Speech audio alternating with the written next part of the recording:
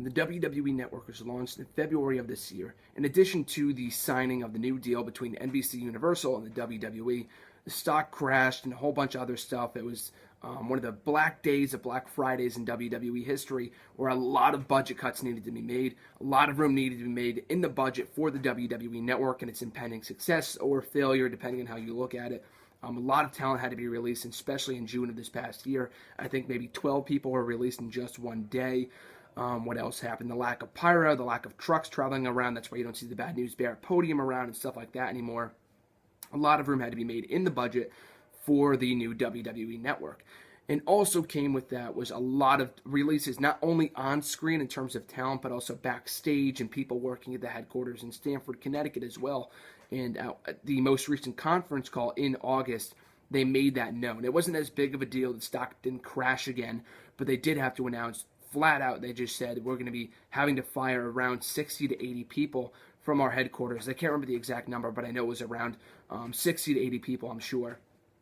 But, of course, with that came the close of the 30-year running WWE Magazine. Now, the magazine hasn't really been a popular medium for not only in wrestling, but I'm talking about overall when it comes to journalism and stuff like that. Being a journalism major, I know this kind of stuff, and I mean, it doesn't take a rocket scientist to figure it out. Magazines aren't really selling it like newspapers, not really as much as newspapers, but they are also a dying breed with the internet and stuff like that. I kind of figured the WWE Magazine had its days numbered at some point with the release of their new WWE app. They have it online and stuff like that, but it was still going strong. I still get issues to this day. Their last issue, and the reason why I'm making this video is because their last edition of the WWE Magazine came out on newsstands this past Tuesday. And of course, this isn't the last edition. This is the second to last edition with Randy Orton. I still have yet to read it. I don't have as much time as I used to read them as regularly. Usually I try to read them during the summer, just kind of boom, boom, boom, boom. When I get a lot of time off and stuff like that, I just read them just one by one, just trying to knock them out of the park. I write them on my to-do list to read the WWE Magazine, believe it or not, because I just like reading it. Being as big of a wrestling fan as I am, sometimes I would tweet out pictures of the magazine and say, I'm currently reading this and stuff like that. People would say, oh, that's still a thing? People still read the magazine? I'm like, yeah, I still get a subscription to it. And so when the close of the magazine came just a couple of months ago, and it wasn't the official close, it was the impending announcement of its doom, I guess its imminent doom, of its official close. It didn't really come as much of a surprise, but it was a bit disappointing and saddening for me personally as a near 6-year subscriber to the WWE Magazine. I first started getting the magazine, I believe, in December of 2008. Of course, as I say in every single video I ever do, I started watching in April of 2008. I got a subscription to the WWE Magazine in Christmas of that year, and I've been getting it ever since. There have been a few points over the last couple of years in moving a few times from house to house to house that the subscription has gotten messed up. I haven't gotten issues, but for the most part, I've gotten probably, I want to say, 80% of the issues of every edition of WWE Magazine in the last 6 years. And of course, in reading them, I read it front to back, cover to cover. I read the entire thing. Sometimes I skip some of the stupid stuff like the pop culture shit and the workout regimens and stuff like that, stuff that I really don't have any interest in. But aside from that, like the articles and stuff like that, I do read it cover to cover. It usually takes me about an hour or two, but it's a fun read nevertheless. Like I said before, I don't really have as much time nowadays to read them, and it won't really matter once it's officially out of business, and it is as of this filming. But I still do have to read the second to last edition that came out for the September issue, and the final issue as well, which came out this past week. I have yet to see it, but I heard a rumor that on the cover was all 3 members of the Shield. And this, of course, came after the Shield already broke up, so this didn't come at a time when the Shield was still together and they wanted to put them on the cover. No, this came after they already broke up in early June, which I think is really, really cool for a number of reasons. One, on the cover for the last 6 years, since I've been getting the magazine anyway, and obviously so, they put the top stars on the cover. Almost every single month you've got John Cena. Of course, on this one you've got Randy Orton. I know The Miz scored just one magazine cover in late 2010 when he was on the rise to becoming WWE champion. Daniel Bryan, CM Punk. for the most part, you don't really see the lesser-known guys, like the mid-card guys, get a magazine cover, which really isn't surprising. Like I said before, it's for sales and stuff like that, for marketing, and it only makes sense. But for them to put the 3 Shield members, 3 guys who non-wrestling fans would have no idea who they are whatsoever, I think is really, really cool to kind of usher in that new era, the future, so to speak, because these 3 guys are the future: Roman Reigns, Seth Rollins, and Dean Ambrose. So for that alone, I think it's really, really cool that they're on the cover. They scored their first and final magazine cover.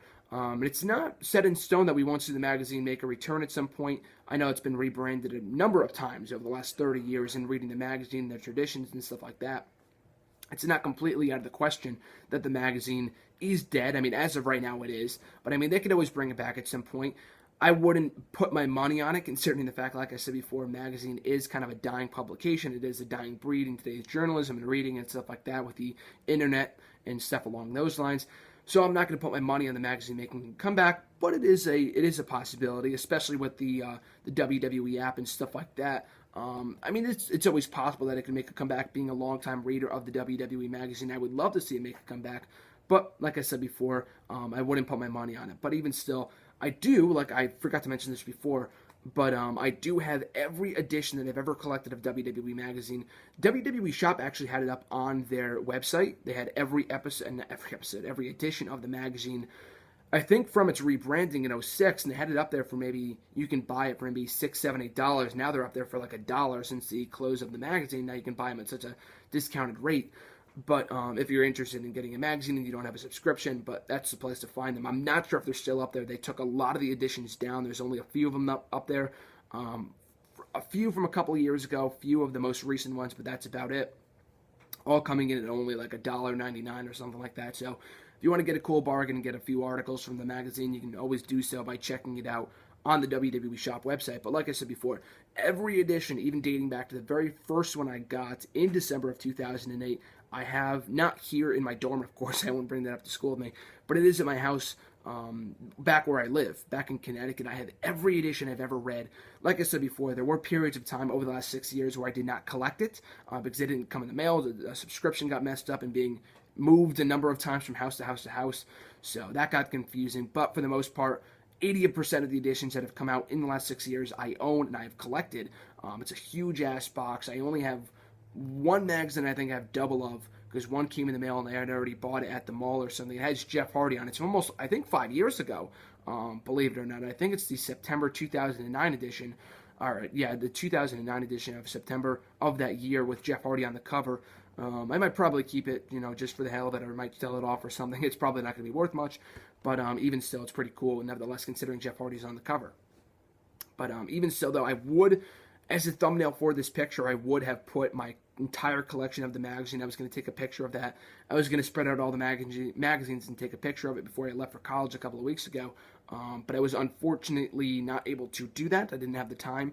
But when I do go back home in a few more weeks, hopefully I do get the opportunity to do that, because I can't even tell you. I think, obviously 12 to 13 magazines come out a year, and I'm not talking about month by month by month, because there's also these special editions as well, which I've collected. So let's say I've collected 10 a year for the last 6 years. That's 60 editions right there, and there probably is more than that. I haven't made an official count, but for that alone, that's a lot of editions. And like I said, I was going to use that picture for the thumbnail of this video. Was unable to do so, but hopefully I can do that in a couple more weeks, and I'll share it either on the Facebook page or here on YouTube or whatever. But even still, with the close of the WWE Magazine comes a lot of sadness and disappointment for me personally, considering the fact I've been a loyal subscriber for the last 6 years. But, they're ushering in all this other new stuff. They said in the official press release when they announced the departure, the official close of the WWE Magazine, that they would be bringing in a lot of new, more mediums and stuff like that in form of the WWE app, on their website, online, stuff like that. So that's pretty cool. But even still, though, I am pretty sad. I will be sad while reading this September edition of the WWE Magazine, as well as the final one, which should have come in the mail. I have yet to get it. I mean, it wouldn't be sent up here to school. It would be sent home. Like I said, it'll be home in a few more weeks, so hopefully it is home when I get there and I can read it.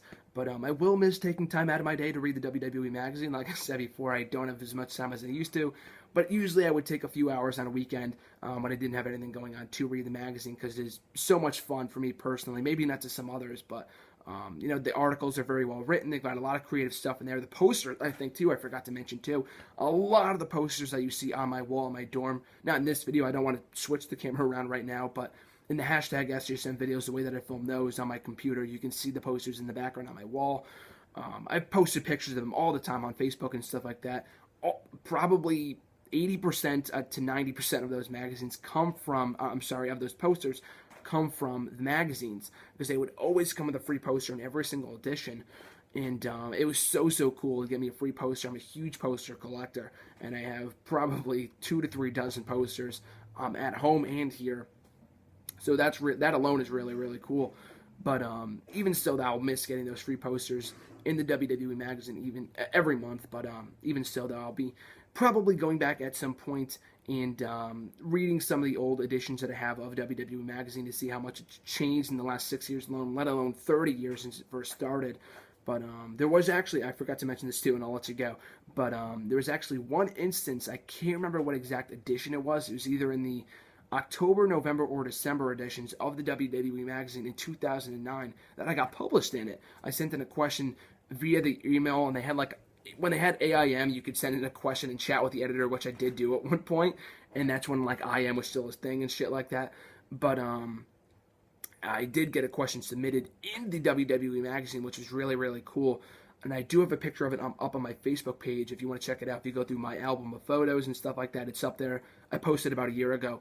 But I asked them if it would be a cool idea if there was a wrestler named Jack Frost, and his finisher was called the Frostbite. And they said, "Are we talking the Kitty Jack Frost movie or the serious horror movie? Either way, we think it's a good idea."